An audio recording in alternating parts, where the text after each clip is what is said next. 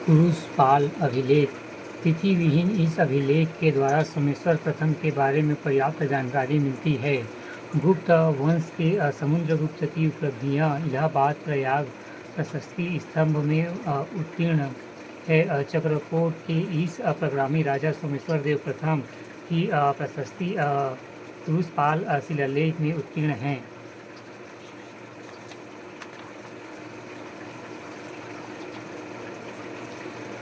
जगदलपुर के पश्चिम दिशा में 23 किलोमीटर दूर पुरुषपाल ग्राम स्थित है।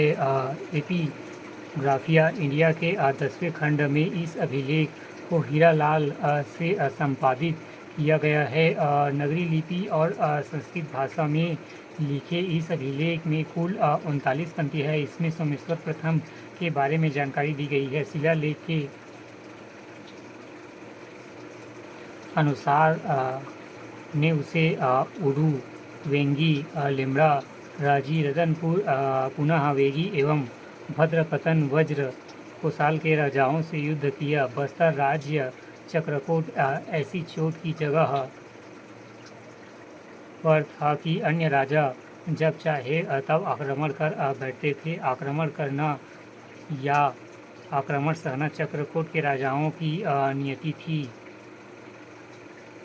कमाहिर था। सोमेश्वर प्रथम को इस बात का संपूर्ण श्रेय जाता है कि उसने ऐसे सेना तैयार की जो चक्रकोट की रक्षा में असमर्थ थी ही। चक्रकोट की सीमा वृद्धि के लिए सतत संघर्ष में भी प्रवीण थी।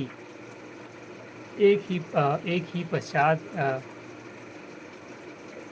पश्चात एक युद्ध करने वाले अथक प्रयास करने वाले सैनिकों के कारण ही सोमेश्वर के लिए विजय अभियान सफल हो सका।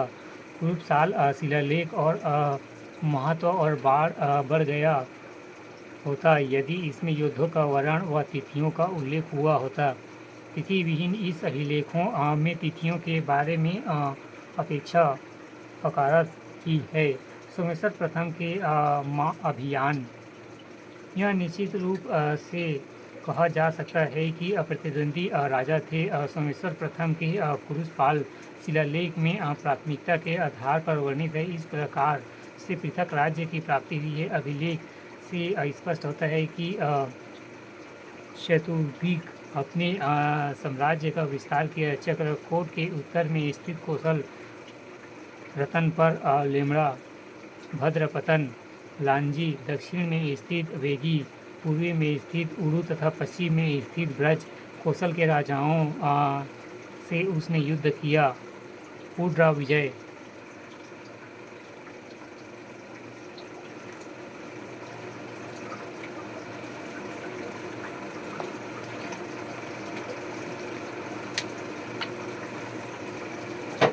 शिलालेख में राज्यों का उल्लेख उड्र से प्रारंभ होता है।